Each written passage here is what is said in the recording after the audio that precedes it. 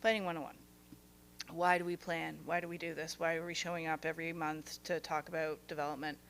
The first is to reduce land use conflicts. I'm sure most of you wouldn't want to live next to a garbage dump, land use conflicts. You probably don't want to live next to a slaughterhouse either, land use conflict. Those are extreme examples, of course, but we will see from the public that there are more realistic situations where people will still have objectives and believe that there are land use conflicts, either real or perceived. Two is stability. So it's important for especially large-scale developers, but also for everyday people like you and me to have some degree of certainty around what is going to happen around them, but also what can they do on their property. And having those that remain fairly stable is of benefit, particularly economic benefit. Again, do you want to open a business when there's a risk of a garbage dump opening next to you? Maybe not. It might be good for economic planning and to have that stability and that degree of certainty. Number 4, the protection of natural heritage features. So one of the big ones is waterways, wetlands, but also forests and other ecological systems that provide benefit to us and all of the nature around us. So planning can assist in protecting those areas. Another one is floodplains. We don't permit development in floodplains, both as a protection of riparian areas, but also those are the areas around rivers, but also in protection of the development that may occur. Planning also is intended to direct growth to appropriate areas. So our planning documents divide the county into designations and zones, and these are linked to the types of land uses we want to see, or, well, not we, but a council, as council wants to see. So planning ultimately balances public good versus private interests. So public good could include real, potential, and perceived land use conflicts. Again, environmental protection. We all benefit when our environment is protected, and and limiting public costs, ensuring that public dollars are used efficiently in an ongoing basis. The private interests might be open for business, so making it easy to develop in our communities to ensure economic benefits both for the proponents as well as our communities, and personal choice and responsibility. Someone might want to build a big house, someone might want to build a little house. Planning can help balance those interests against impacts on neighbors, impacts on the environment, and other potential impacts. So Mayor Corkum alluded to this in his comments related to farmland just now. The province does have statements of provincial interest. These are all linked to planning matters. There are 5 of them. Let's see if I can remember what they are. Agriculture, that one's easy. Housing, infrastructure, drinking water, and floodplains. So these are the things the province has issued, opinions and policy directives on these matters. And when we draft our planning documents, we need to be what is considered reasonably consistent with those directives. And so that's where our municipal planning strategy comes in. This is a policy document, so it has statements of policy similar to the statements of provincial interest. So our policies link to those, but they can include other things as well. And this outlines council's vision for the development of lands in the municipality. We do have a number of secondary plans within the municipality to provide specific policy direction for those areas. But when drafting planning documents or amendments to planning documents, these go to the province for approval, and they can be amended. They have been amended in the past for us, and they have also been rejected. So just something to keep in mind. Our land use bylaw is a regulatory document, so these regulations implement municipal planning strategy policy. So the municipal planning strategy might say something like, council shall establish appropriate separation distances between uses. Well, what's appropriate? What does that mean? You'll find in the land use bylaw, it will give you a setback, so it will give you a number. So that's how that policy directive is implemented. It's determined that that number is the appropriate distance. So I got ahead of myself. These are the 5 topics. You can see I was correct. So agriculture, drinking water, flood risk areas, infrastructure, and housing. So the agricultural one says that we're required to limit development on class 2, 3, and active 4 soils. So the Canada Lands Inventory classifies lands on the basis of their suitability for farming. We don't have any class 1 land in Nova Scotia, anywhere in Nova Scotia, not just Kings County. So we're meant to protect class 2, 3, and 4. Our municipal planning strategy is meant to indicate why it can't be protected if it isn't. With drinking water, I'm less familiar with drinking water, I'm more familiar with housing and agricultural land. So drinking water is to protect your drinking water and provide a safe supply, a municipal supply. Flood risk areas is maybe don't build in floodplains because your house might wash away, and to protect those riparian areas because they do provide a lot of ecological benefit. Infrastructure, so these are your water pipes, your sewer pipes, your stormwater management pipes, and how best to provide those to your communities and ensuring that they're provided in efficient ways in areas that can truly benefit from them. And housing is generally around providing a broad range of housing to meet the needs of your population. So when we look at our policies and our regulations, we start off at a very broad level. So our vision, it was developed through community consultation. So this is the broadest. We want to have good communities that are vibrant and active, and goals get a little bit more specific. So these deal primarily with our land use designation. So broad policy statements on residential lands, commercial lands, industrial, farmlands. And objectives get a little bit more specific. How do you go about achieving those goals? And then the policies are the most specific in terms of the direction that they provide council. And then our regulations at the very bottom are the most specific. This is where you'll see numbers. This is where you'll see words like shall or must or can't. Our municipal planning documents use words like encourage, promote, prohibit, restrict. They're much more gray, where the land use bylaw is very much more black and white. Yes, no, shall, must, can't, things like that. So your role on the Planning Advisory Committee, should you choose to accept it, is to review planning applications and make recommendations to council. When considering municipal planning strategy amendments, you're meant to host and conduct public participation meetings. You will receive updates on ongoing projects and development activity, and on rare occasions you will act as the Heritage Advisory Committee. So our meeting proceedings come out of, we have 3 other policies. The meeting proceedings, I believe, come out of bylaw 102 or bylaw 64, and this prescribes the order of the meeting. So we've already gone through a lot of it. So we call the meeting to order. We can amend and approve the agenda. The policy says that the business arising from the minutes comes before the approval of the minutes. Conflict of interest disclosure.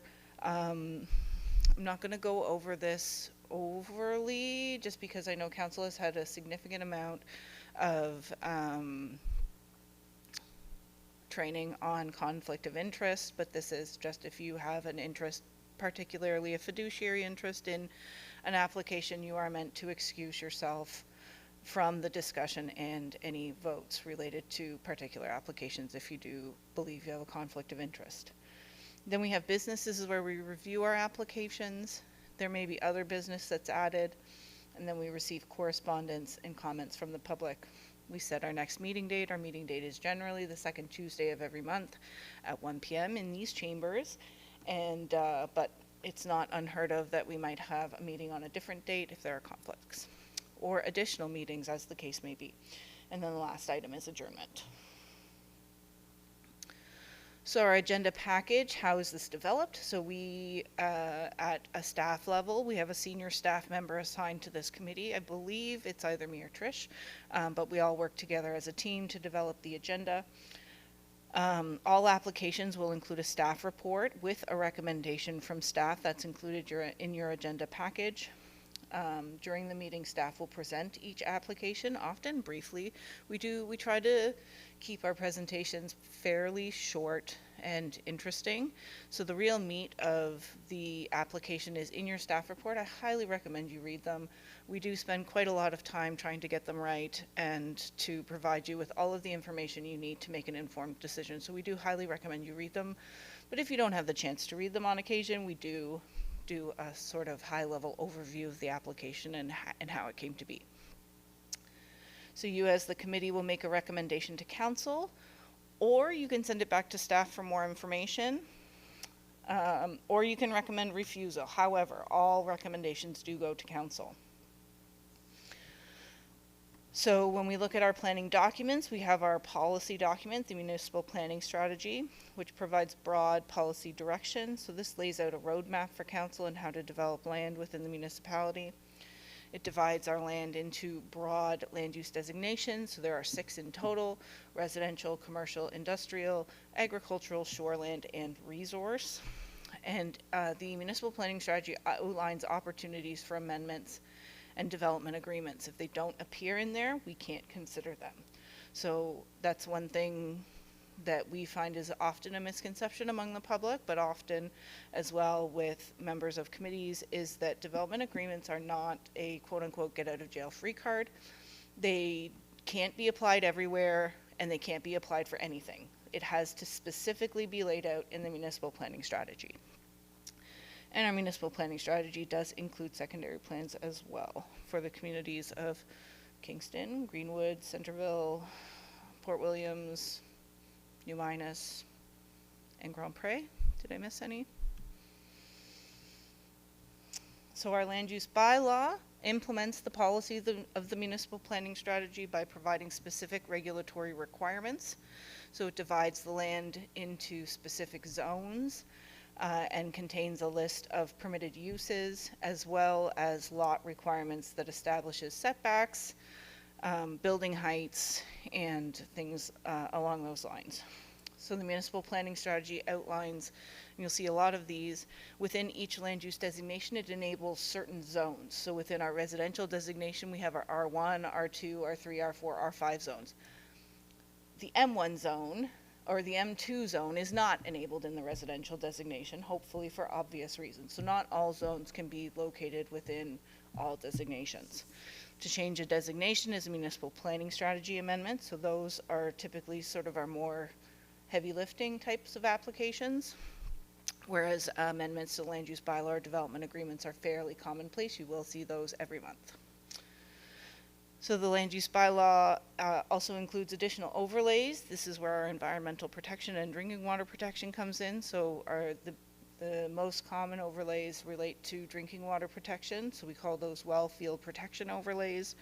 They sit on top of the zoning, and they override the zoning. So if you have a property that's in a well field zone that is in the commercial zone, it may permit you to develop a gas station, but if it's in a well field protection overlay, that overlay is going to say, you can't have a gas station here because that's a risk to our drinking water. So even though the zoning permits it, the overlay will prohibit it. We also have overlays for environmentally sensitive areas. So these are areas within floodplains or on steep slopes, and so they might involve some additional engineering at the time of development. We do have a wind turbine overlay in the southwest quadrant of the municipality, where the development of large-scale wind turbines is permitted. So this is the general development process. So typically an individual will come in with an idea.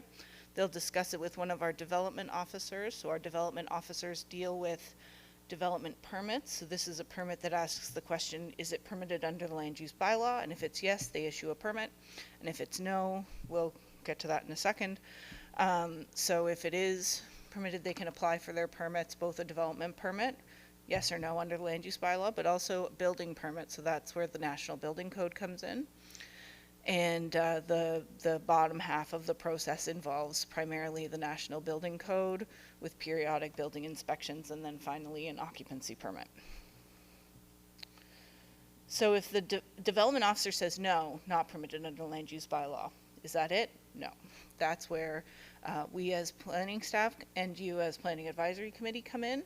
So an individual might have an idea, they discuss with the development officer says, oh, no, sorry, you can't do that under land use bylaw. Let me pass you over to a planner. They can review your options under the municipal planning strategy. If we can accommodate it through a rezoning or a development agreement or some other process, we go through that process, and then it becomes permitted and the development process resumes. So this one resumes.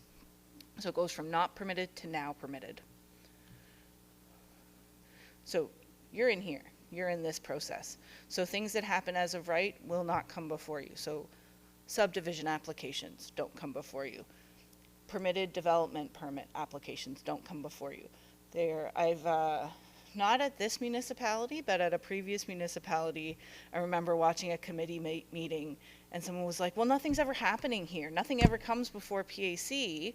And that's when the staff person said, well, we just issued 500 permits last year. You just didn't see them because it was all permitted as of right.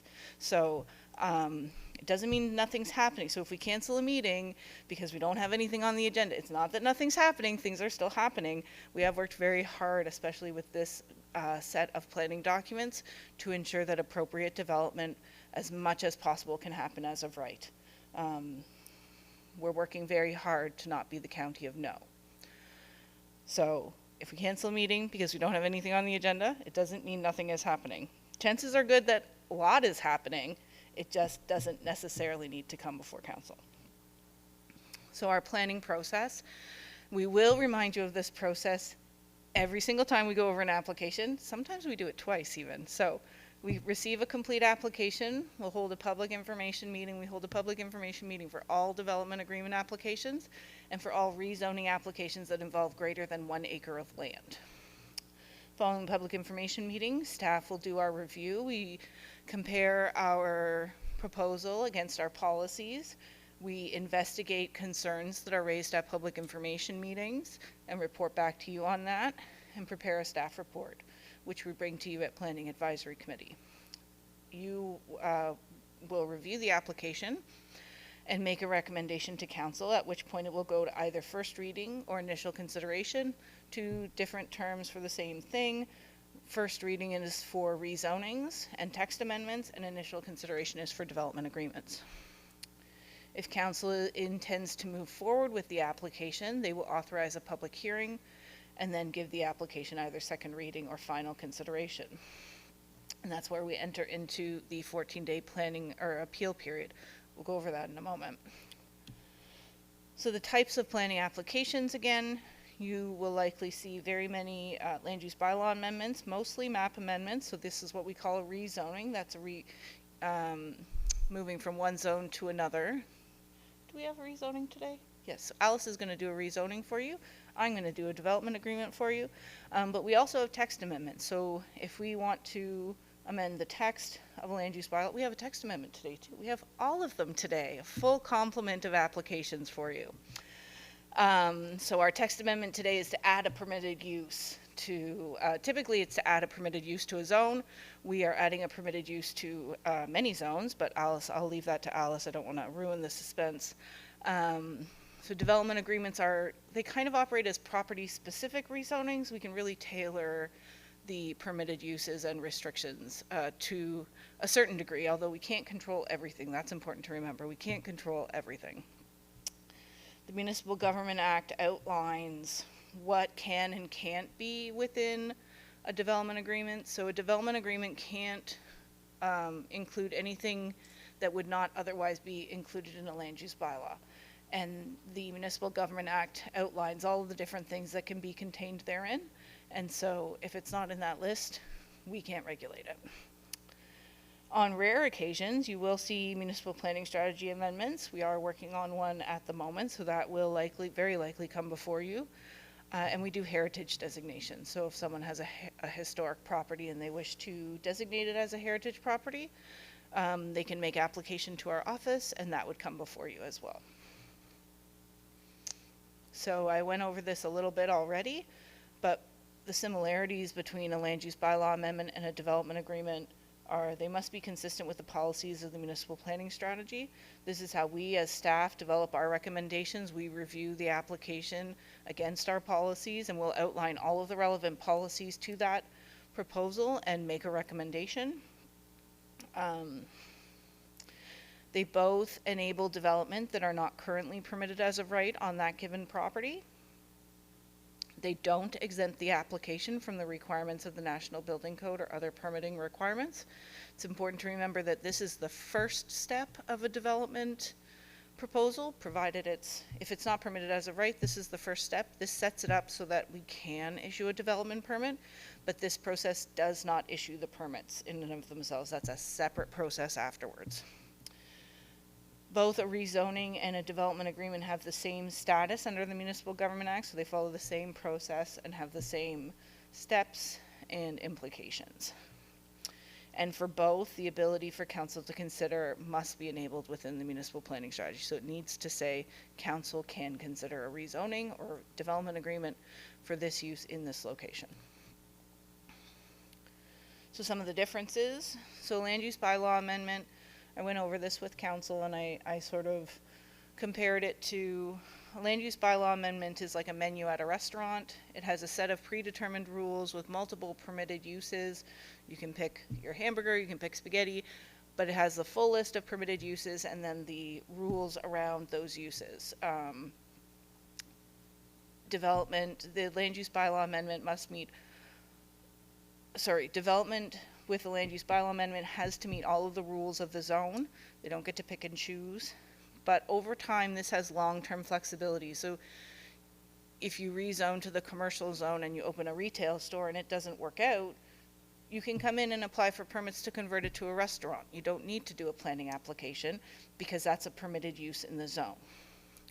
Conversely, a development agreement establishes a brand new set of rules on a property potentially. It could be entirely different from land use bylaw. And the regulations are often based on the context. So some might be more lenient than land use bylaw. Oftentimes they're more restrictive than the land use bylaw. Increased setbacks, hours of operation, things along those lines. A development agreement is flexible at the time of approval. So when we're working out what's in the development agreement, we can be very, very flexible. But once that development is approved and registered, and the owner wishes to do something that's not permitted in the development agreement, that's when it can feel a little bit more restrictive than the land use bylaw, because you don't have that whole menu of other uses potentially available to you if whatever it is that you're doing doesn't work out. I should point out too that development agreements provide more certainty to the public. So again, we see this oftentimes in rezonings. We have a rezoning right now for an R2 to R3. The proposal currently is for townhouses, but if the developer didn't think that was going to work, they could turn around and decide to build an apartment building instead. And sometimes those feel very different to the public, even though it doesn't necessarily mean more people, it doesn't necessarily mean more units, but just that built form it's not always certain in a rezoning, because you do have those other options. Whereas with a development agreement, we could specify this can only be townhouses or it can only be an apartment. We have a bit more flexibility at that time. So we aren't responsible for everything. Our scope of responsibility is actually relatively narrow. There are a lot of things that go into development that we are not the jurisdiction for, but all of our planning applications are compared to policy 5.3.7. These are general criteria for development that assist staff in determining if the site is suitable for the proposed development. So we review against the intent of the municipal planning strategy, so we are the authority there. We're also the authority for for reviewing it against other programs or bylaws. We review them for financial impact on the municipality, as well as land use compatibility. We do consult with internal and external agencies and departments, so the adequacy and proximity of schools, recreation, or other community facilities, this is often shared. We will consult with the school board from time to time, but in terms of the proximity or other assessment of this type of use or this type of amenity, that falls to us. we are not responsible for most of the roads in the municipality. We do have some roads that are under municipal jurisdiction, but most of them are under provincial jurisdiction. So the issuance of an access permit or the determination of traffic hazards or congestion does not fall to us. We rely on the Department of Public Works at the provincial level for that. Similarly, we don't assess the ability for fire protection services to serve a development. We consult with the local fire chief on that. And water and sewer services, we're not always the jurisdiction over that either. Oftentimes it's a village, so the village of New Minas is responsible for their own lines. The village of Port Williams is responsible for their own water and sewer lines, and so on and so forth. But we are the jurisdiction for determining the potential for flooding or serious drainage and the overall site suitability. So one of the last applications you might see are municipal planning strategy amendments. So these are general in nature. They're not site specific. They can be minor, which usually clarifies a policy directive, or to be consistent with other policies, or to better achieve a goal or objective. So we just completed many minor municipal planning strategy amendments in the form of housekeeping amendments.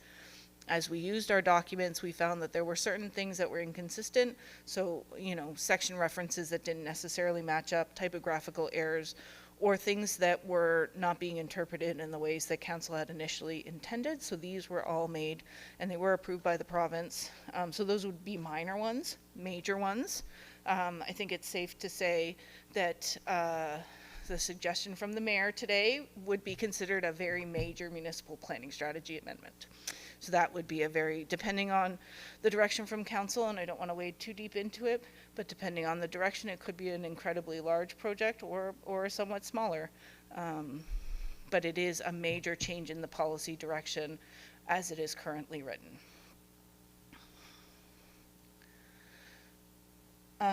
So in general, MPS amendments follow the same general process. There are two exceptions. We don't always automatically process municipal planning strategy amendments. If someone applies for a rezoning or a development agreement, we just get that ball rolling and we process that application. But with a municipal planning strategy amendment, we take in a request. It's typically a request to council, and then we prepare a number of options for council to review. They'll select an option potentially. One of the options is always do nothing, maintain the status quo, but we will provide a handful of other options for council to consider, and once we receive that direction, then it proceeds very much like a normal application. Up until it gets to yourselves at PAC, prior to your making a recommendation, you are required to host a public participation meeting, and this operates much like a public hearing would at council. We send out invitations to the public to comment. They come here, they make their views known. You are meant to be sitting in a listening capacity to take in the input from the public prior to making your recommendation to council on that municipal planning strategy amendment. Last type of application, again very rare, is a heritage designation. So a landowner can volunteer to apply to have their property listed on our register. This could result in additional considerations for a change in the exterior of their building, depending on the reason why it is designated. It is separate from a provincial or federal designation. There are different levels of historic designation, and this follows a similar process to planning applications. So when you make a recommendation, I know you probably saw that on the agenda and you were like, I know how to make a recommendation. Come on, it can't be that hard.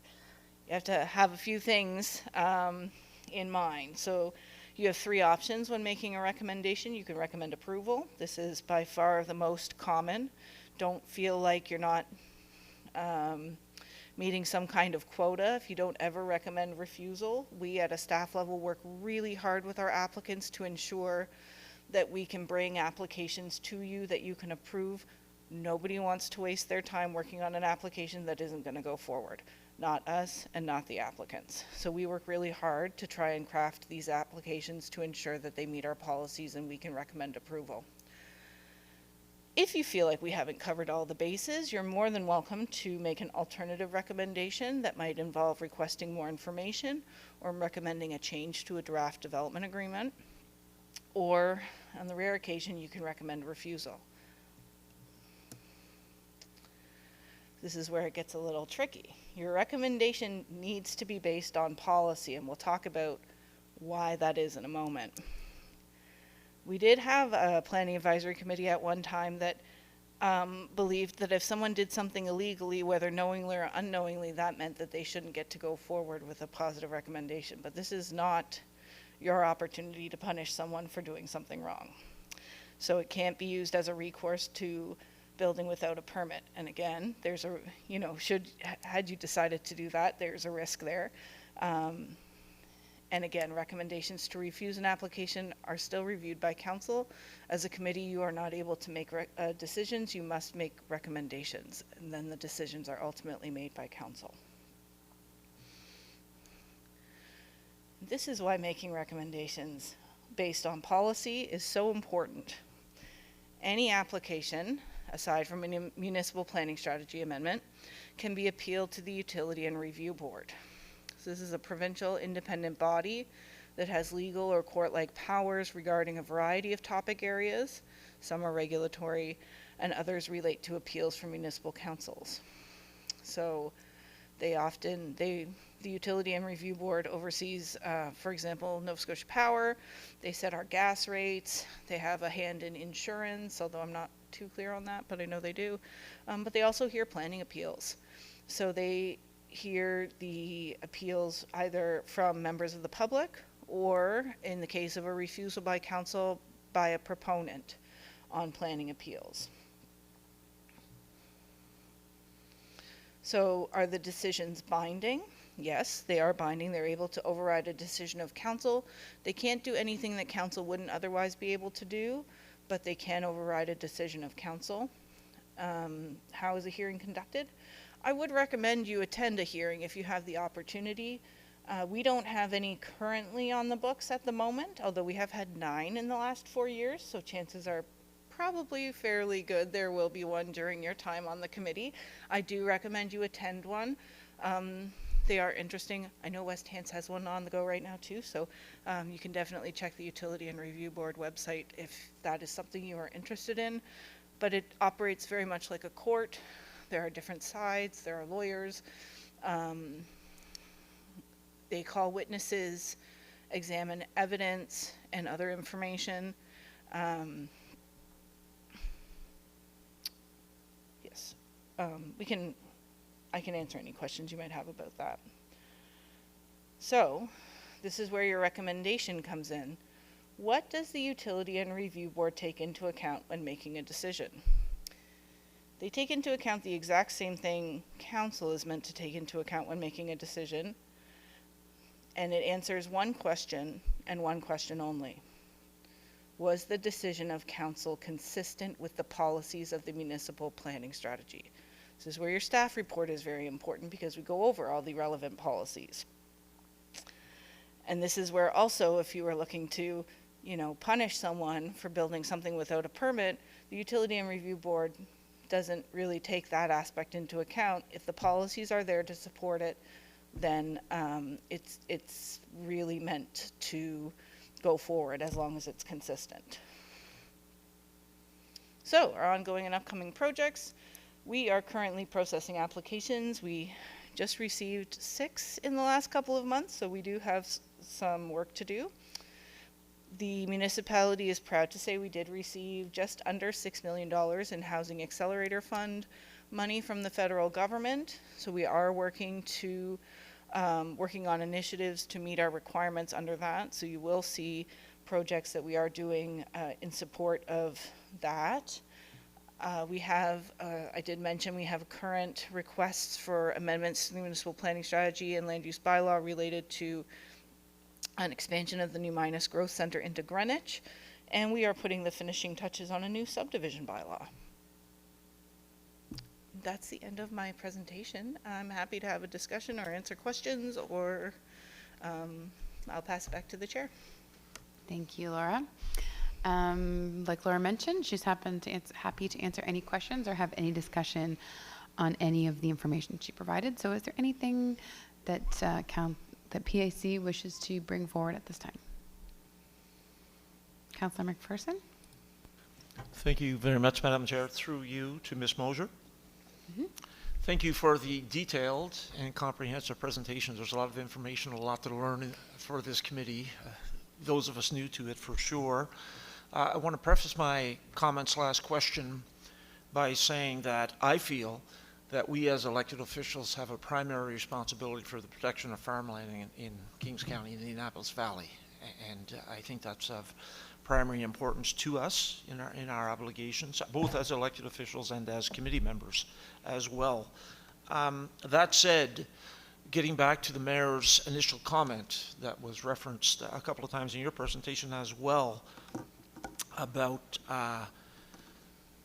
how did he put it? Responsible use of farmland or common sense approach to use of farmland. And what I'm getting at here is the small parcels of land that were designated maybe as A1 farmland in the past, but circumstances have changed. They are typically small parcels of land that haven't been farmed in a very long time, maybe have trees on them now, tree lots or substantial growth.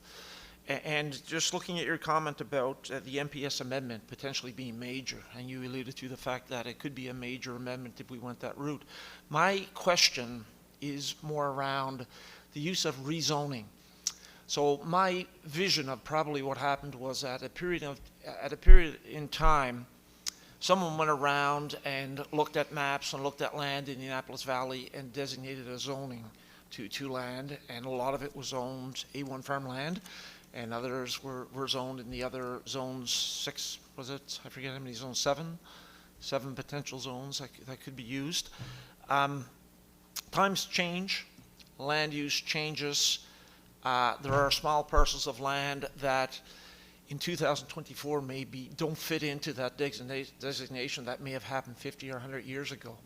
So the use of rezoning as opposed to an amendment of the MPS for the potential of having small lots of land rezoned to no longer be A1 farmland, but a land on which someone could build a barn or a house. Is that process any different or any easier than the major amendment that would be required? Thank you. Through you, Madam Chair, to Councillor McPherson. There's a lot in there, so I'm going to try and address it one by one. So first and foremost, our municipal planning strategy does not enable you to rezone land in A1. It specifically prohibits it. The second one, small lots. So I won't say it's impossible, because in the last 4 years, we actually have come across a handful, and I truly mean a handful, like less than 10 lots that were in A1, and really, truly, it didn't make a lot of sense why someone couldn't build a house there, because it was really small. They were hemmed in by other lots. There was no way it was ever going to be farmed, and unfortunately, we don't have a whole lot that we can do in those situations. I often, we get a question from the public often that says, well, can't you just come out and look at my property and see that your policies really shouldn't apply here? And we can absolutely go out, but I often liken planning to, we're doing surgery not with a scalpel, not with a laser, we're doing surgery with an axe. Our tools are big, clunky tools that don't often lend themselves well to nuance on a site-by-site basis.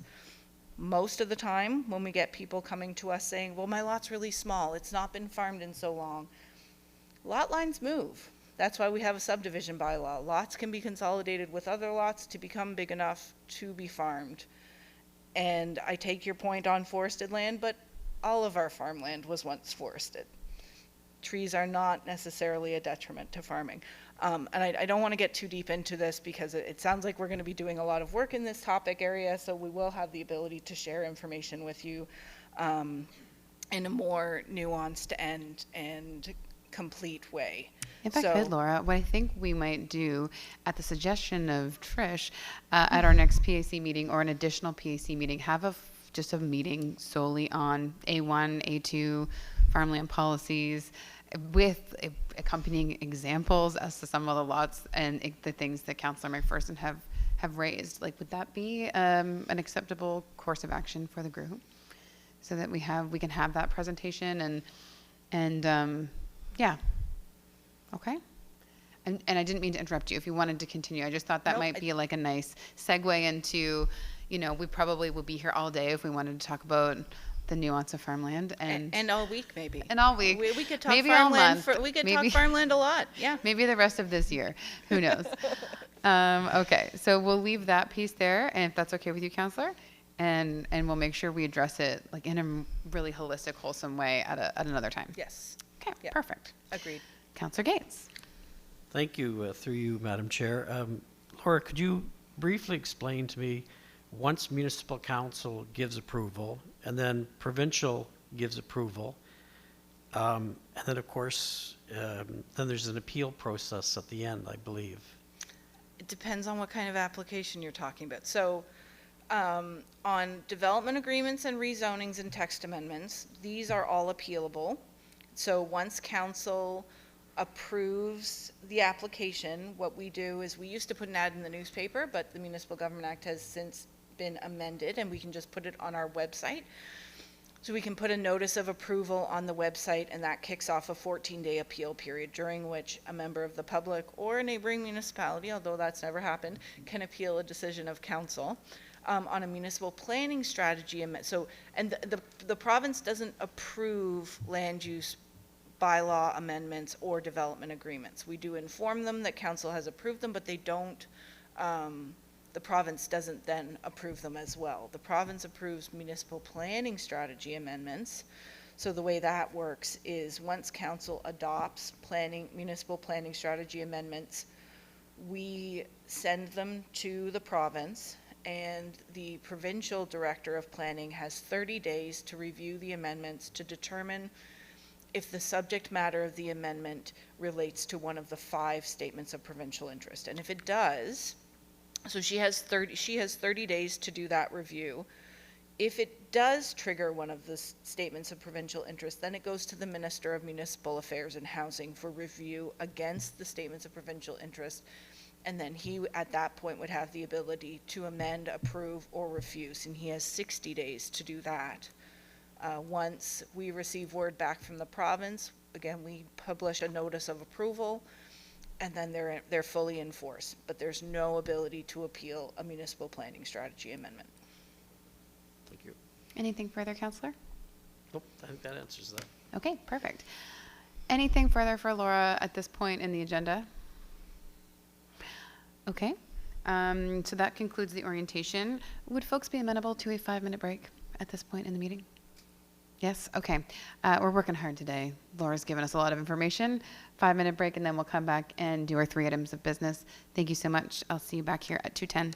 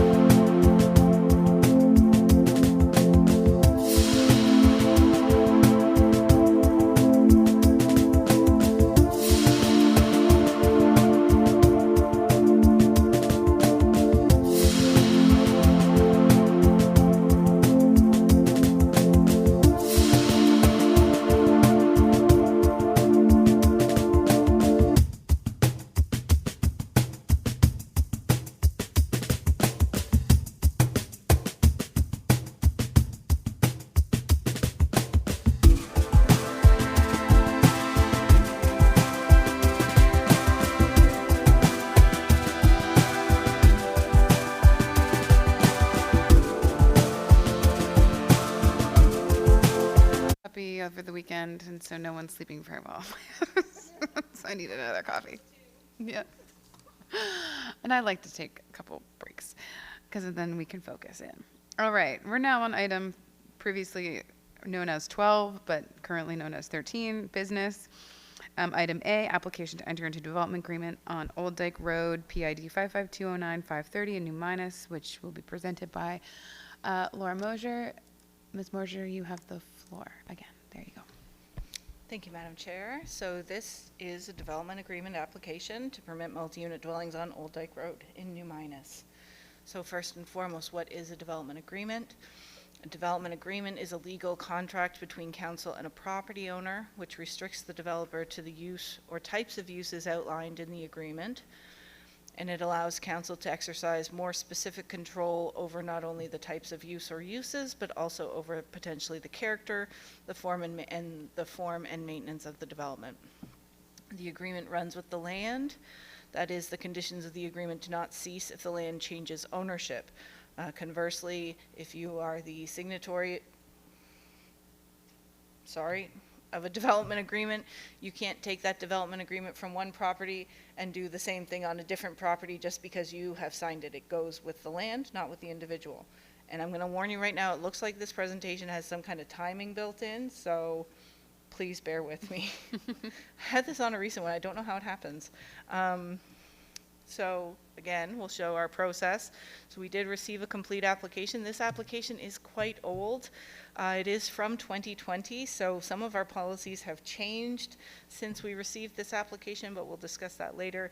We did hold a public information meeting. We actually held 2 virtual public information meetings, or rather, we held a virtual public information meeting, posted the presentation, and we had an additional public information meeting in January of 2024 because the proposal had changed somewhat, and given the age of the application, we felt it important to go back to the public.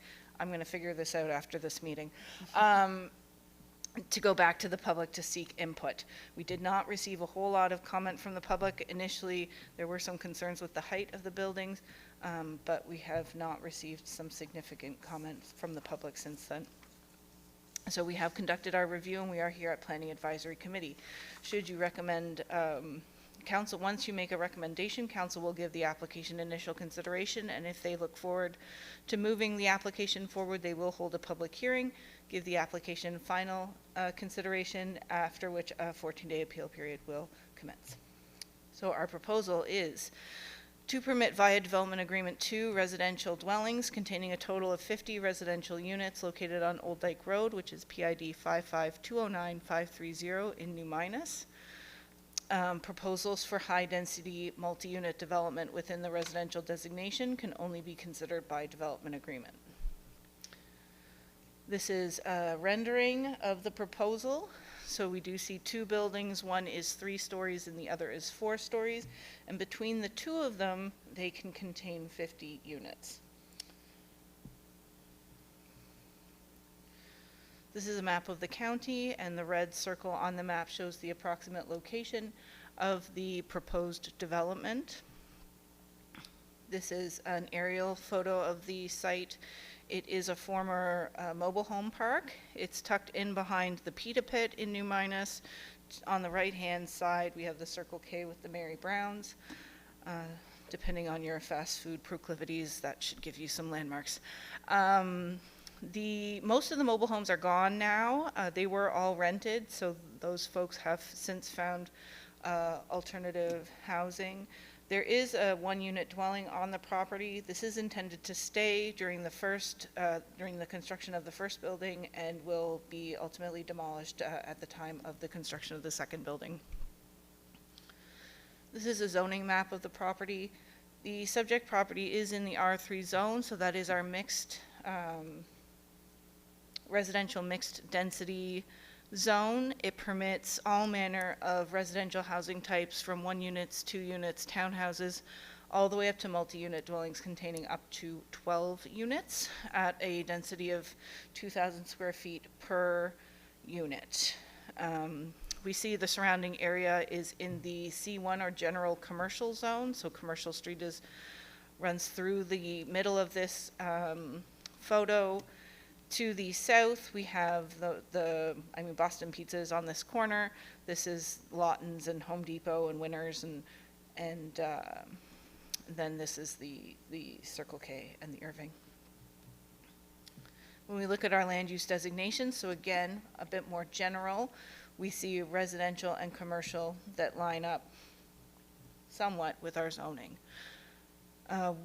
It's important to look at the designation because this is where we would find the options for planning applications. So this is within that designation, that section of the municipal planning strategy, this is where we would look to see what kind of options we can consider in terms of development outside the land use bylaw.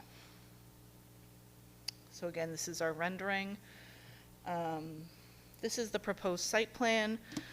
So we can see, here, let me get,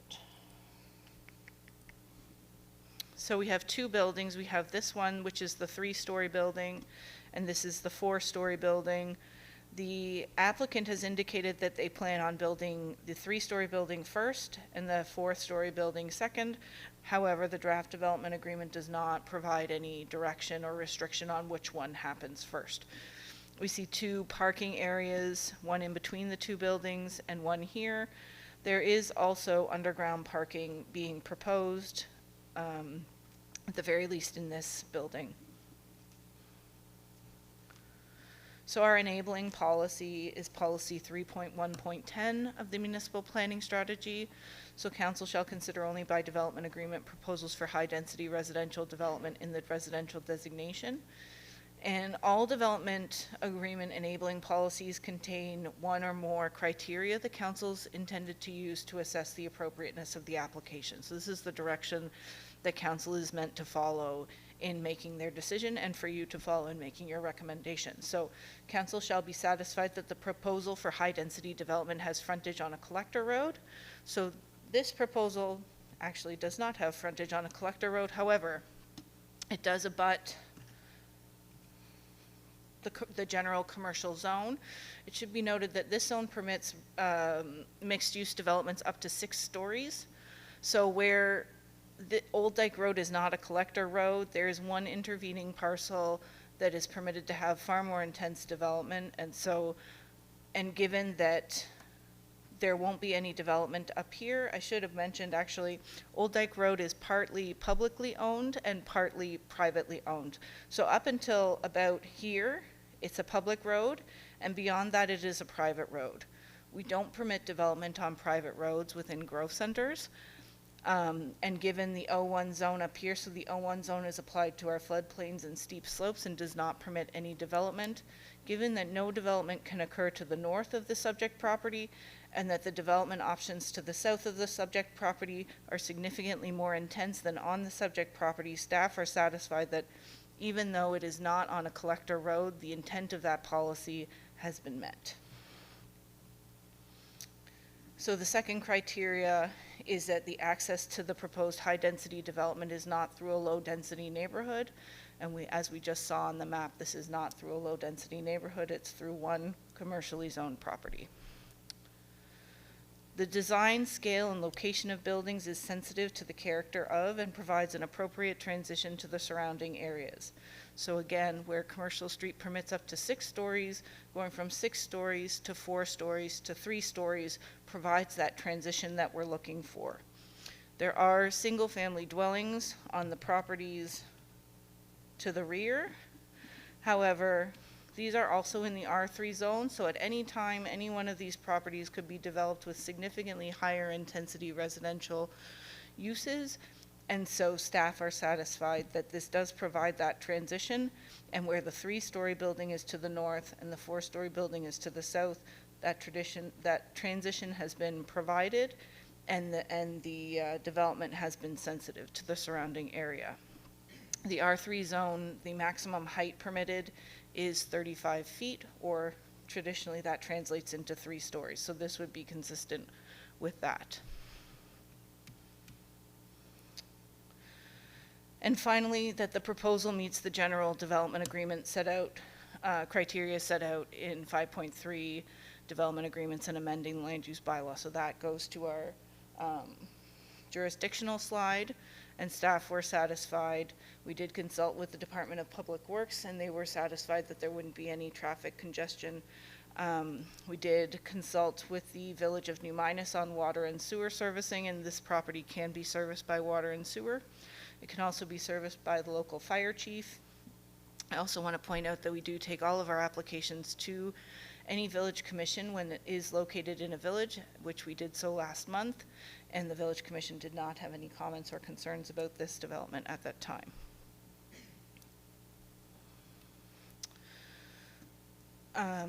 So in terms of our other policies, so we just laid out the enabling policy, and staff are satisfied that we've met that, but what about the other policy statements in the municipal planning strategy? How is this proposal helping us get to where we want to be in terms of our vision, goals, and objectives? So we looked at the most specific, the policy, how do we move up that triangle? So when we look at our growth center policies, the goal of growth centers is to provide vibrant, complete communities in growth centers with municipal servicing, economic development, and a high quality of life and distinct character. New Minas certainly does meet all of those requirements, and so we do believe that this proposal will assist in maintaining a vibrant and complete community in New Minas. We're meant to identify growth centers as the primary growth areas, so this is the type of application and development we want to see in our growth centers. We want to minimize inefficient development patterns and residential development into rural and agricultural areas. And as New Minas is a growth center, this is working to minimize development within our rural areas. In terms of our residential theme, we're meant to accommodate a wide range of housing options, including opportunities for mixed uses and increased densities in areas where urban services are efficient to deliver. And this proposal would certainly meet that as well. We're meant to promote the development of compact, complete communities. So complete communities are those in which you can generally meet your daily needs in close proximity to where you live. And to promote accessible and active transportation options, which this would certainly do. And in terms of infrastructure, we're meant to make effective use of existing infrastructure. This does have existing infrastructure within the growth center of New Minas, and so this would take advantage of that. In terms of our New Minas secondary plan, we're meant to enable diverse housing options that cater to a variety of household sizes and compositions, life stages, physical needs, and economic needs. So this in providing multi-unit dwelling within New Minas, this is providing some additional variety in terms of the housing stock. And within New Minas, council shall require developments enabled by development agreement to provide active transportation infrastructure. Sorry for the typo there. We have not required that a sidewalk be put in on Old Dyke Road, mainly because the site, go back to the site plan, there is an exit right here at the south end of the property. It's a hop, skip, and a jump to Commercial Street where there is a sidewalk, and where there's no additional development occurring to the north. Sidewalk in that location is not overly useful either. So staff have not required that active transportation uses be included in this. Oh, sorry, it went too far.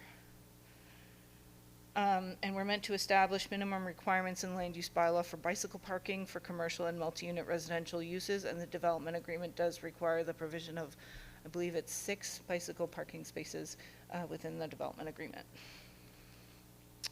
So in terms of our general criteria, this is again our jurisdiction slide, so policy 5.3.7. We have determined that it is consistent with the municipal planning strategy as well as other programs, bylaws, and regulations. We believe that this will have a positive impact on financials for the municipality and certainly won't result in any direct costs. We do believe it's compatible with the surrounding uses and that the schools, recreation, and other community facilities in the area are adequate. The Department of Public Works commented that it is not intended, that they don't expect traffic hazards or congestion to be created through this application. At our meeting last month with the Village Commission, the Fire Chief confirmed the ability to service the proposal, and the availability of water and sewer services was also confirmed by the Village of New Minas. We did request a drainage plan and study from the proponent's engineer, and this was reviewed by both our engineering department as well as the Department of Public Works at the provincial level, and it checked out on both fronts. Given that the site had been developed previously, we do believe it's suitable to be redeveloped, and with that we believe that 5.3.7 has been met. So the terms of the draft development agreement, which was included in your agenda package, enables the development of 50 residential units within 2 buildings, one having a maximum height of 3 stories and the other having a maximum height of 4 stories. The location of the buildings is intended to be regulated through the site plan, and the buildings must meet the setback requirements of the residential medium density or R3 zone. And there is a requirement for the construction of a fence or some other vegetative buffer along the rear lot line to provide some buffering for those residential uses. And with that, I will read our recommendation into the record. That Planning Advisory Committee recommends that Council give initial consideration to and hold a public hearing regarding entering into a development agreement to permit the development of 2 multi-unit dwellings at Old Dyke Road, PID 55209530, which is substantively the same, save for minor differences in form, as the draft set out in the report dated December 10th, 2024. And I'd pass it back to the chair. Thank you, Ms. Mosher. So in usual fashion, following the rules of order, I would now open the floor for any questions of clarification for the presenter, after which I'll ask for a mover and a seconder, and then we'll proceed with items of debate. So are there any questions of clarification at this time?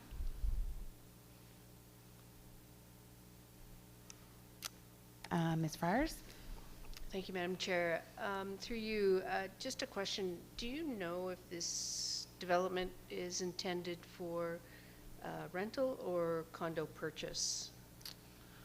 I believe it's rental, but we don't have policy speaking to overall tenure, but my understanding is it's intended to be rental. Okay, thank you. Thank you. Mr. Morris? Thank you.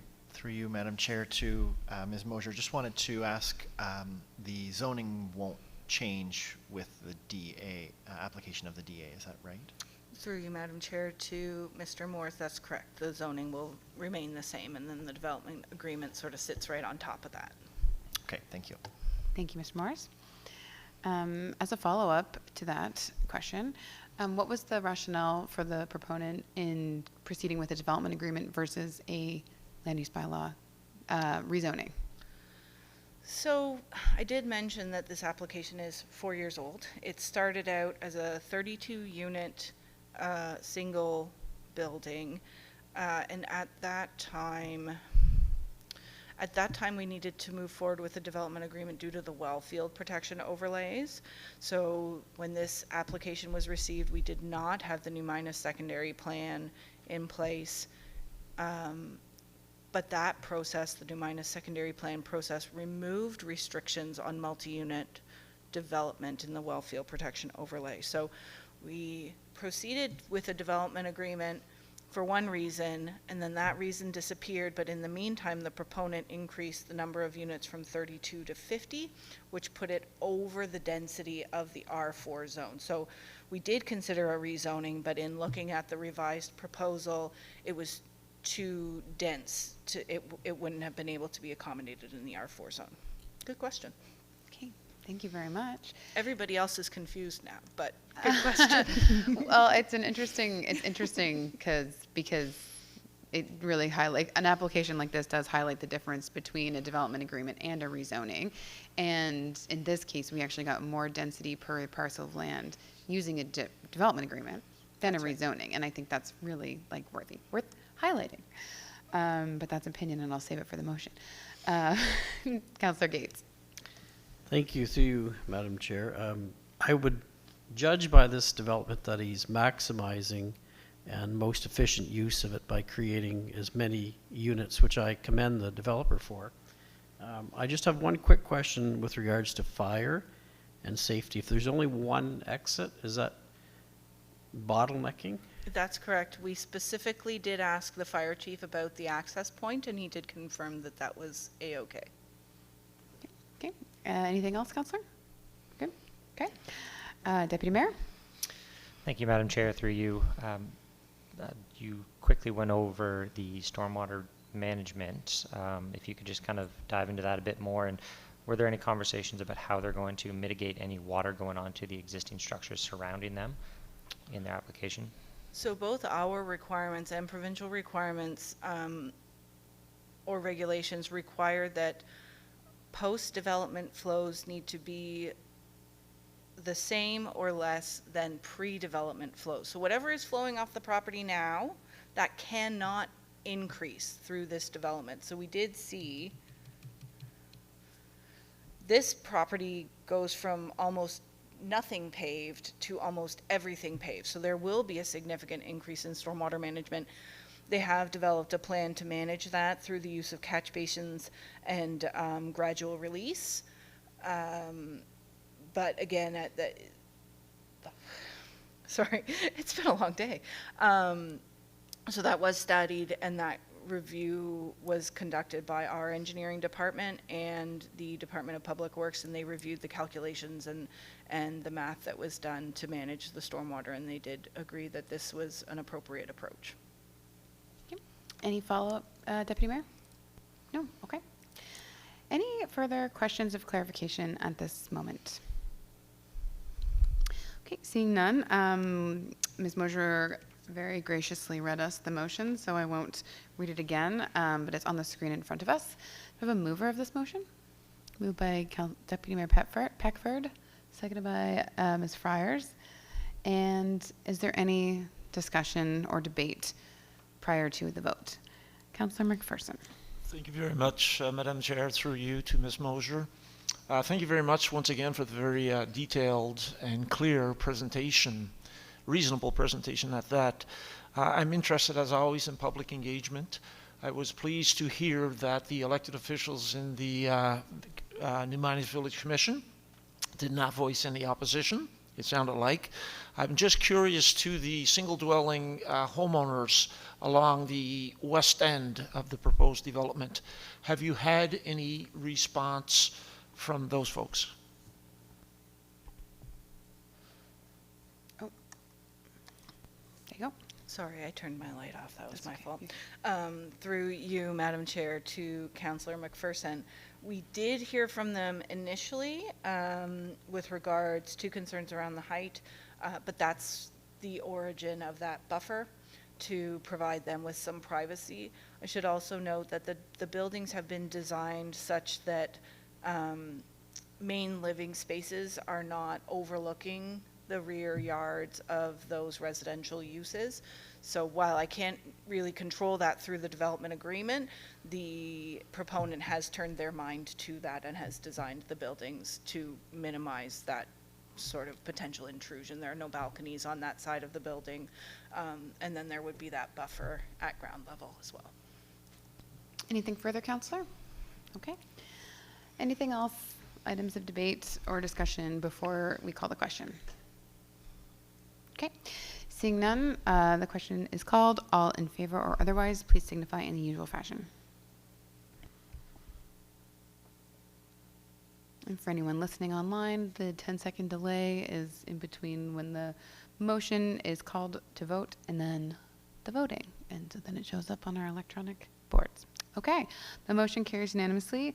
Thank you. Thank you, Ms. Mosier. We'll move to item B, application to rezone 3 properties on Brooklyn Street in North Kentville. And Alice Jacobs is here to do our presentation this afternoon. Welcome, Ms. Jacobs, to PAC. And your mic's on, and the floor is yours when you're ready.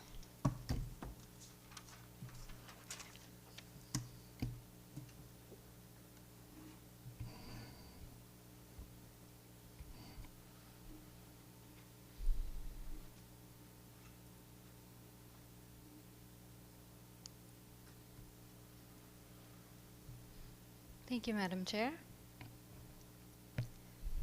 So this is an application for a land use bylaw map amendment to rezone 3 properties located on Brooklyn Street, North Kentville.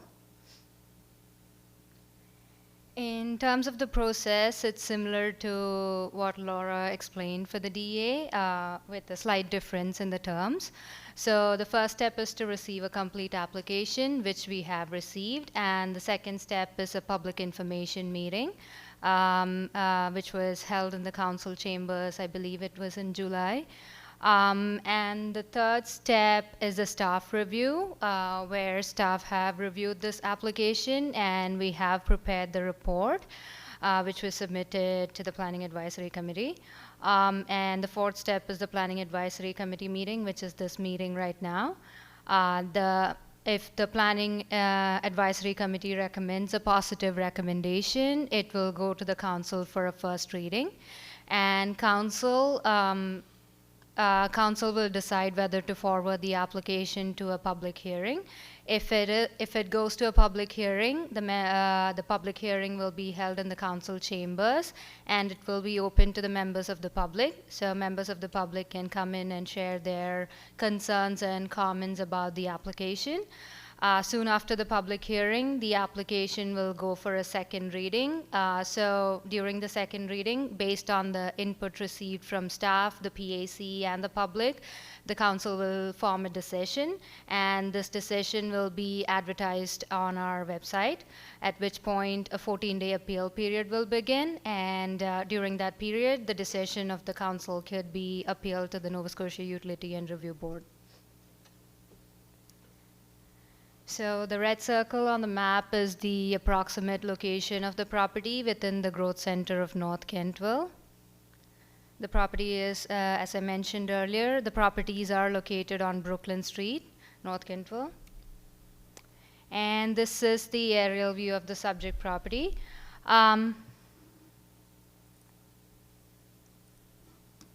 So the combined area of the three properties comes to around 3.1 acres. There are no existing buildings on the subject property. There was a residential dwelling on this largest parcel, which was demolished last year, I believe. The access to the property is currently from Keddy Road, which is a privately owned road, which is kind of also complicated because a part of the road is also owned by the province.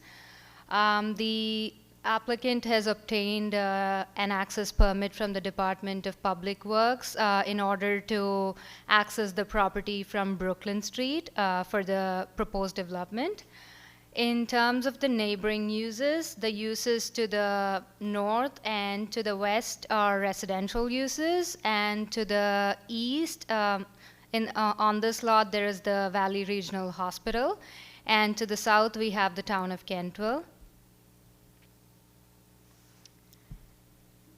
So, as I said earlier, this is a land use bylaw map amendment application, which is a rezoning application. We also call it rezoning, where we are looking at rezoning the parcel from one zone to another zone. So the applicant acquired the subject properties in 2023. The applicant intends to build multi-unit dwellings. A total of 60 units are being proposed currently. The property is located within a zone called the Residential 1 and 2 Unit Zone, or the R2 zone. The Residential 1 and 2 Unit Zone does not permit multi-unit dwellings as of right. So in order to enable the proposed development, the properties will have to be rezoned to the Residential multi-unit R4 zone. And this is a preliminary site sketch. As you can see here, the dashed line here, the red line is the combined boundary of the properties. The plan here is to consolidate the three properties if the rezoning goes through, and to build 2 multi-unit dwellings. Each dwelling will have 30 units in it, and the new access to the properties, as I mentioned earlier, will be from Brooklyn Street. And this is the zoning map of the subject properties. As I mentioned previously, the properties are located within the residential 1 and 2 unit zone. The residential 1 and 2 unit zone permits 1 unit dwellings, 2 unit dwellings, semi-detached, and group dwellings. And as you can see here, I'm not sure if you're able to, but yeah, as you can see here, there is a hatched portion on this property, and this portion is the environmental sensitive overlay. So how this works is, on top of the requirements of the R2 zone, the requirements of the environmental sensitive overlay would also apply to just this portion of the property. So the ESA overlays usually apply to like flood prone areas and like areas that are within steep slope. In this case, this is a steep slope in here. So with regards to topography, so these unhatched portions of the property are on a higher elevation, and Brooklyn Street is on a lower elevation. And this hatched portion, which is the steep slope, descends downwards towards Brooklyn Street. And with regards to the neighboring zoning, we have the institutional I-1 zone here, within which the Valley Regional Hospital is located. And then there's the town of Kentville to the south. And with regards to land use designation, the properties are within the residential designation. So these are some of the photographs of the property and also adjacent properties. On top here is key map for reference, with the spots marked on the key map. The image to the left is an adjacent residential dwelling to the west, which is marked on the map in red. And the image to the right is again an adjacent residential dwelling, and they also have a barn, which is again located to the west of the property. And here the image to the left shows the view of Keddy Road leading to the subject properties. And the image to the right is a view of the subject properties, which, as you can see, was being leveled and graded, being prepared for construction. The green patch that we see behind here is the lot that has the Valley Regional Hospital. Here, the image to the left is the adjacent residential dwelling to the north, which is located here. And the image to the right shows the exit to Keddy Road from the smallest parcel from here. So a public information meeting was held on July 29th in the council chambers. We received a few concerns and comments from the public. So there were concerns regarding trespassing, about trespassing on Randall Road, which is the road to the north of the property, and also trespassing on the neighboring properties to the north. And there were concerns regarding flooding. So the public mentioned that Brooklyn Street had experienced flooding in the previous years. And there were concerns raised about the positioning of the proposed new axis on Brooklyn Street, particularly regarding its position on the curved section of the road. And there were concerns regarding property values, how the proposed development would affect property values. And there were also concerns regarding dust and noise, about potential increase in dust and noise, which might result from construction activities. So in order for us to consider a rezoning, it must be enabled by a policy within our municipal planning strategy. So policy 5.3.3 that we see here is a policy that enables this rezoning. So the policy enables council to consider rezoning land from one zone enabled in a designation to another enabled within the same designation. So the policy further directs us to policy 3.1.3, and criteria A of the policy states, permit within the residential designation all zones listed in policy 3.1.2 above, and this is policy 3.1.2 from the MPS. As you can see here, both the residential 1 and 2 unit R2 zone and the residential multi-unit R4 zone are listed within the policy. As a result, council is able to consider this rezoning.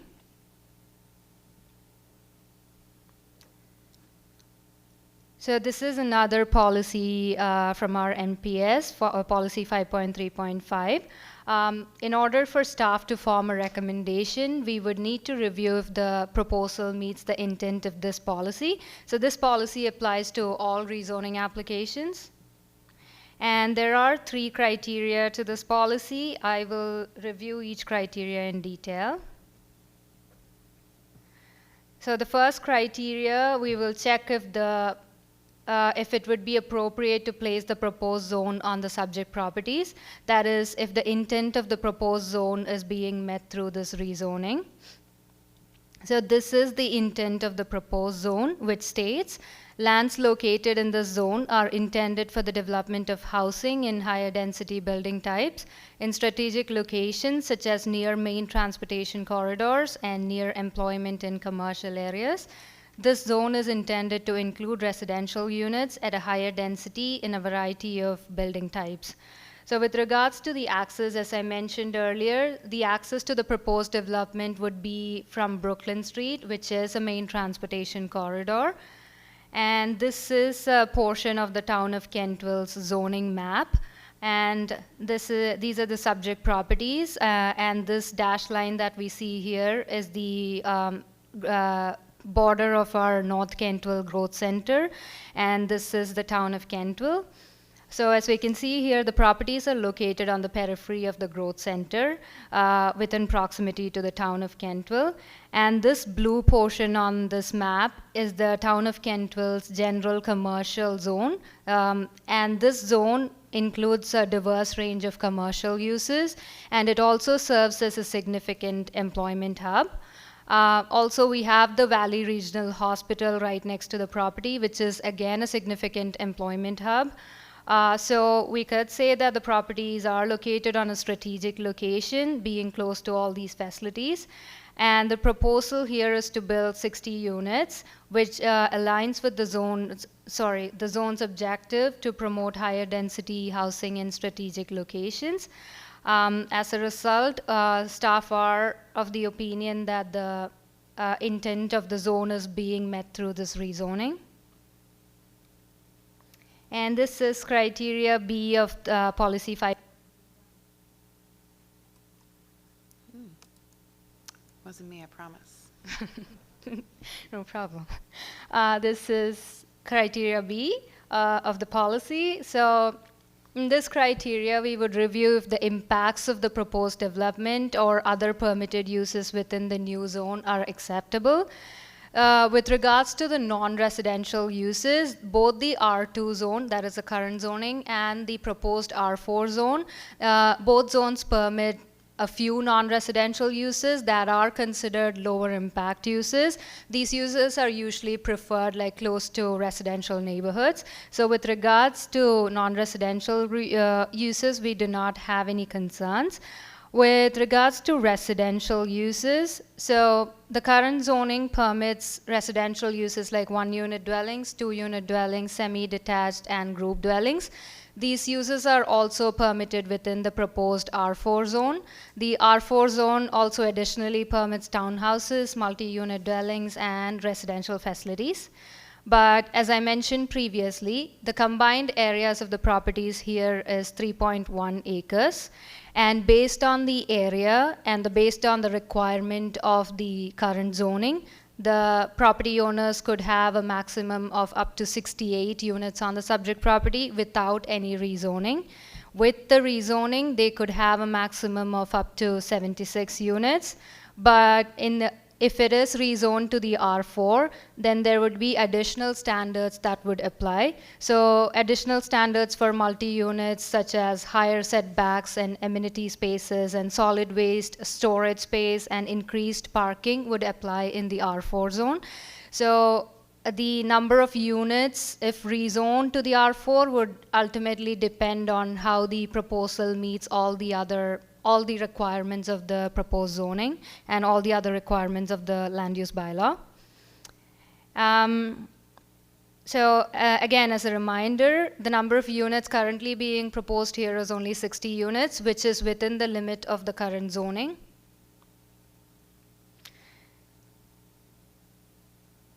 Moving on to criteria C of the policy.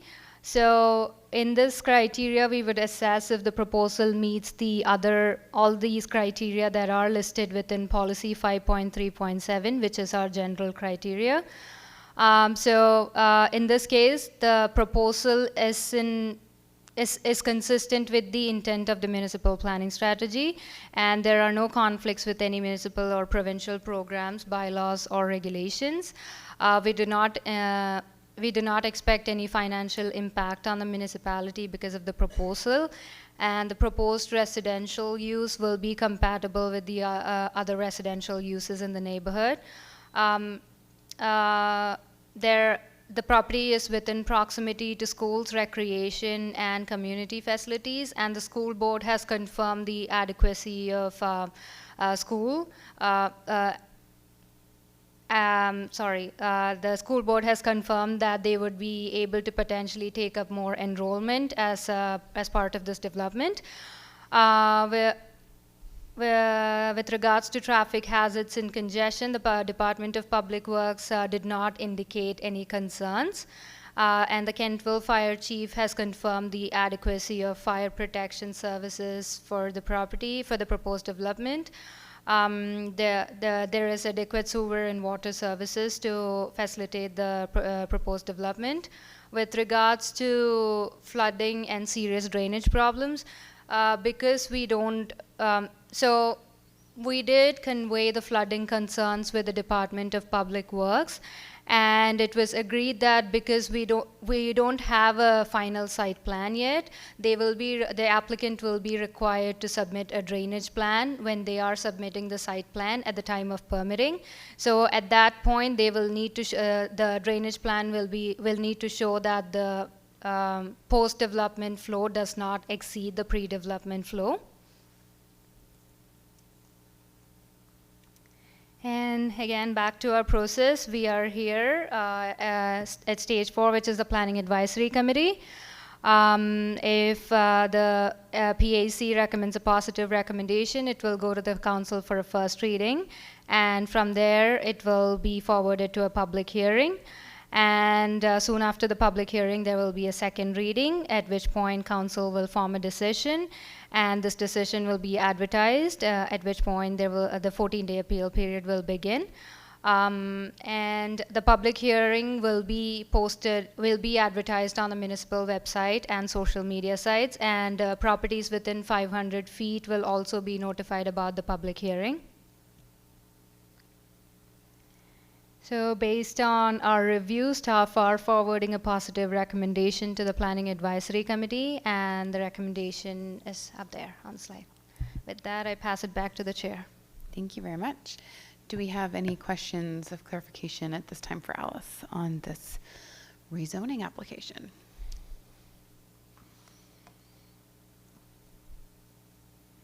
No questions? It's very thoroughly explained. Okay, at this time I'll read the motion for the record.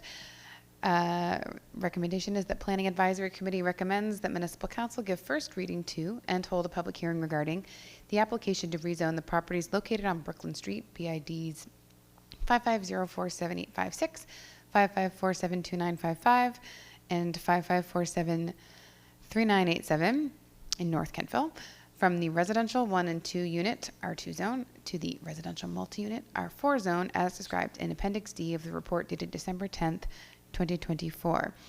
I had no questions. Do I have a mover of the motion? Moved by Councillor Gates, seconded by Councillor McPherson. Thank you. Any debate or discussion at this point? Okay, seeing none, I'll call the question. All in favor or otherwise, please signify in the usual fashion. And thank you, Alice, for your presentation, but don't go away.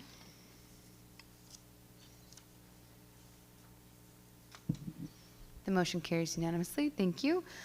And finally, we have item 13C, application to amend the land use bylaw, our third and final item of business this afternoon, again being presented by Alice. So we await your presentation when you're ready. Thank you.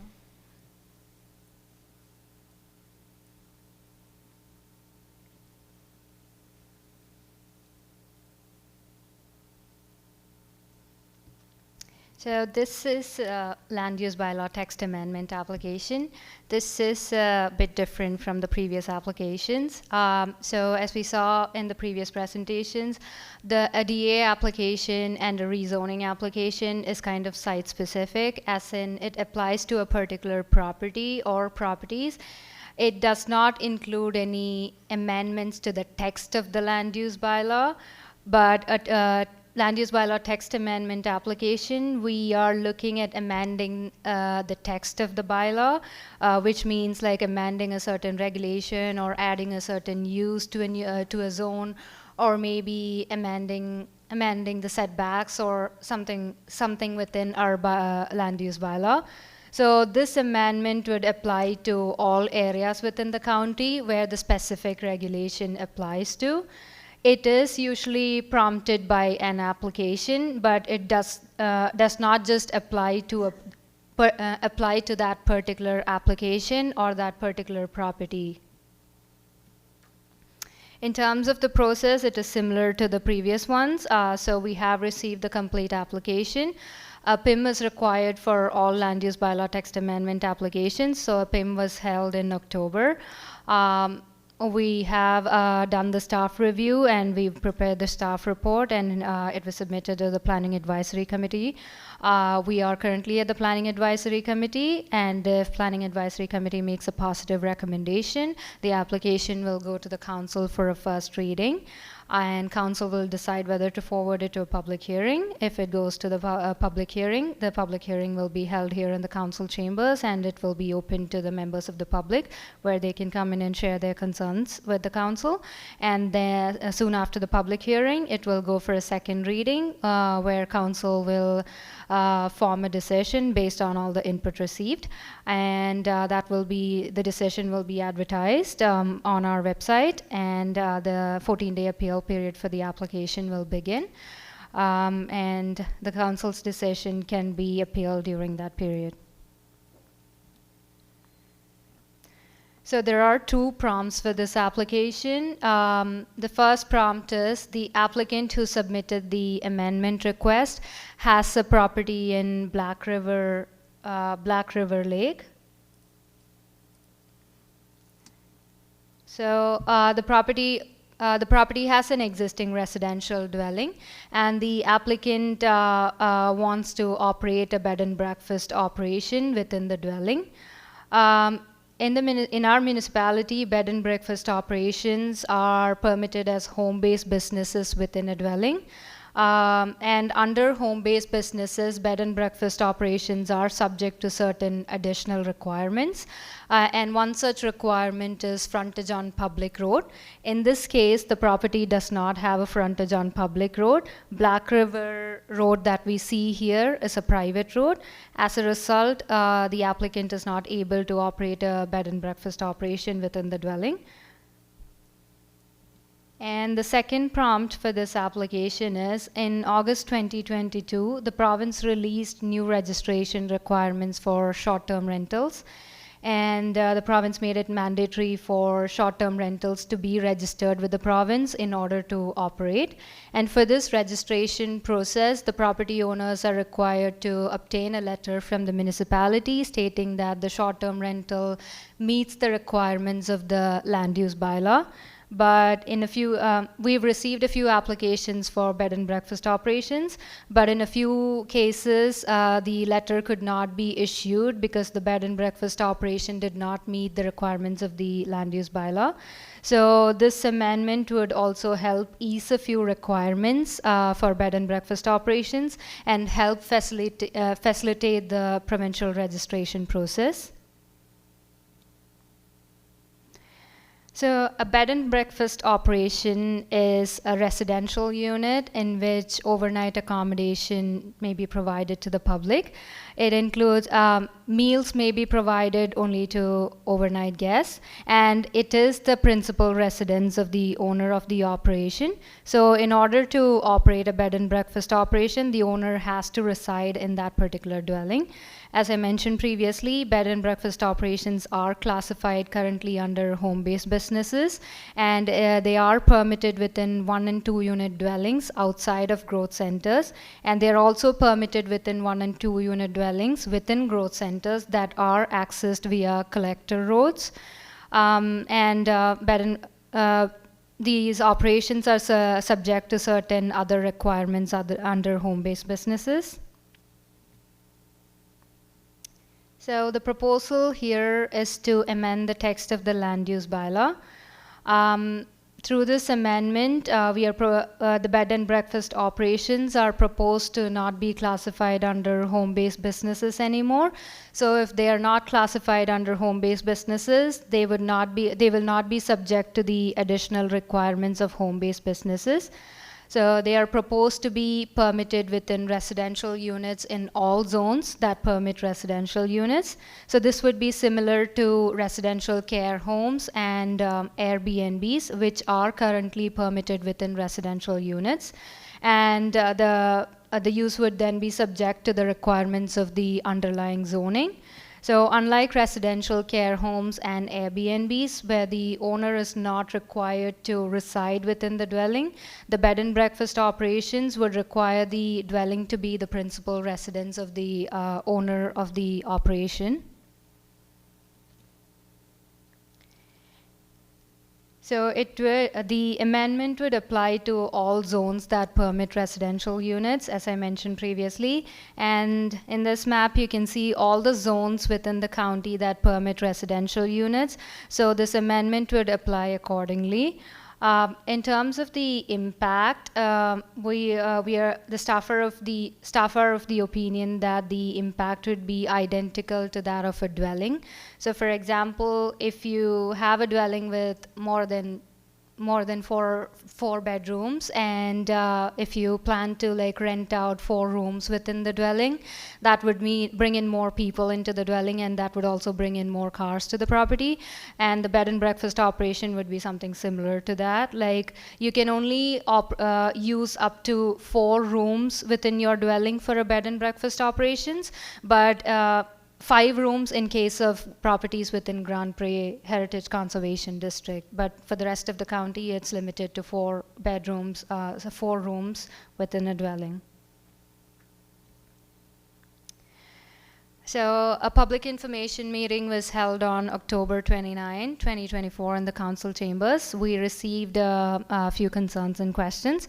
There were concerns regarding the proposed amendments' impact on housing. And there were also concerns about permitting bed and breakfast operations within the R1 zone. And there were also a few questions regarding Airbnbs and general parking requirements.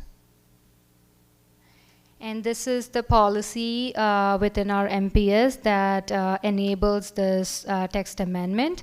The policy states, Council shall amend the text of the land use bylaw, provided the amendment is consistent with the vision, goals, and objectives of this strategy.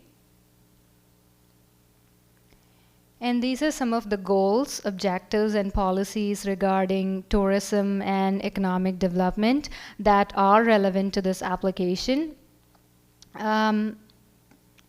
So these objectives, goals, and policies, they speak about encouraging new businesses and promoting opportunities for new businesses within the municipality, and also encouraging entrepreneurship and innovation and providing flexibility for businesses to locate and expand in communities. So the staff are of the opinion that the amendment would be consistent with the goal, objective, and policies mentioned on the slide. So as I mentioned previously, the amendment would apply to most zones in the municipality that permit residential uses, residential units. And this includes most zones within the residential designation, commercial designation, agricultural designation, shoreland, and resource designation. So the first 3 objectives that we see here on this slide clearly shows are the economic development objectives of the residential designation, commercial, and shoreland designation. These objectives clearly show support for small businesses to locate within residential areas and support for businesses in general within commercial zones, and also encourage tourism development within zones in the shoreline designation. And this policy here, 2.5.11, states permit a variety of opportunities for visitor-oriented businesses in locations and at a scale consistent with the intent of the zones, enabled within the agricultural, resource, and shoreline designations, as well as the historic hamlet of Grand Pré. So this shows support for visitor-oriented businesses within the agricultural, resource, and shoreline designations as well.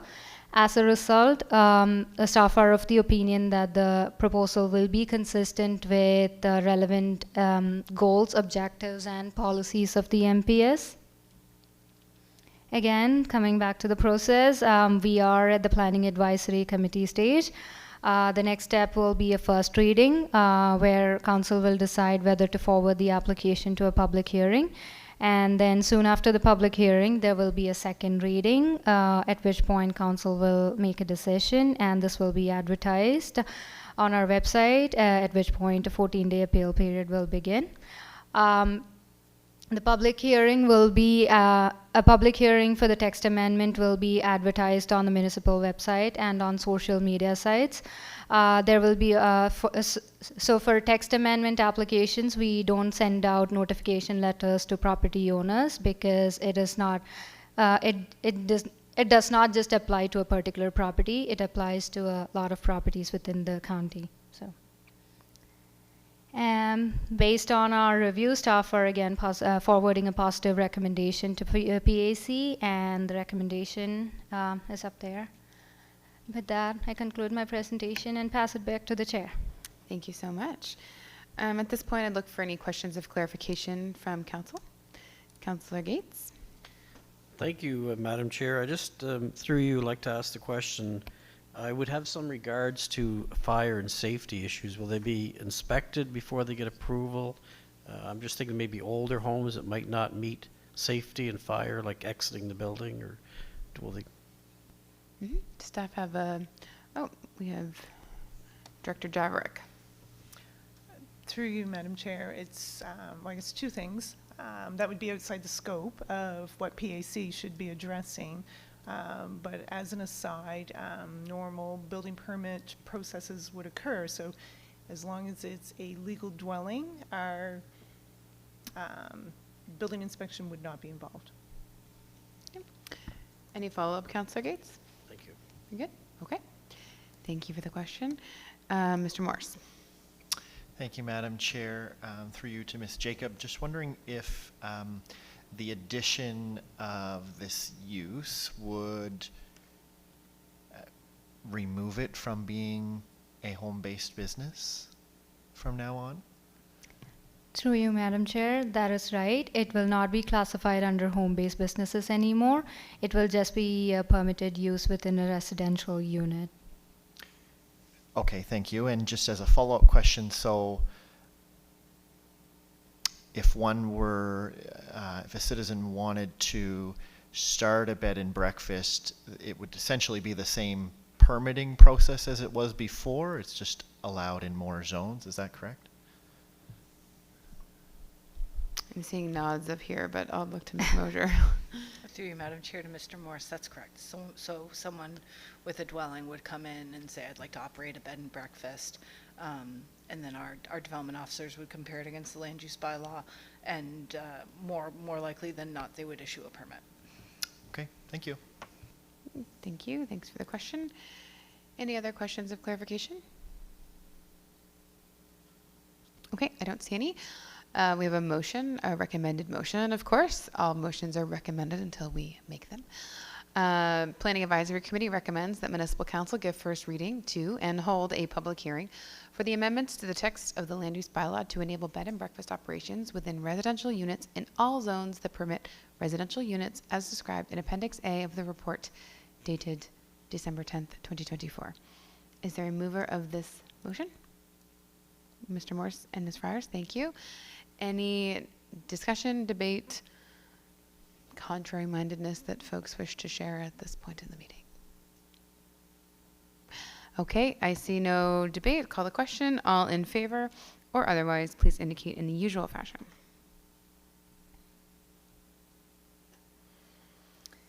Thank you to staff for your diligent work and presentations today. And of course, this is not the last time we will see these. So until next time. That brings us to item 14, other business. Is there any other business to come before the meeting?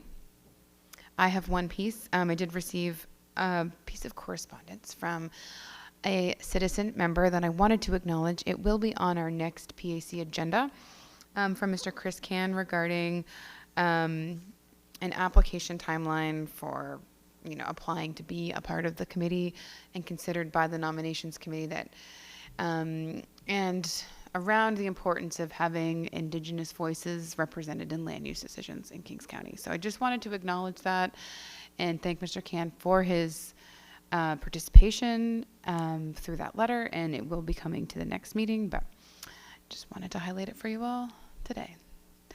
Anything else for other business? Okay. Comments from the public. We have no public with us today. Our date of our next meeting is January 14th, 2025. And at this point, I look for a motion to adjourn. Moved by Councillor Gates, seconded by Deputy Mayor Peckford. All in favor or otherwise, please signify in the usual fashion. And thank you to the committee members for your participation today. We'll see you on January 14th after the new year.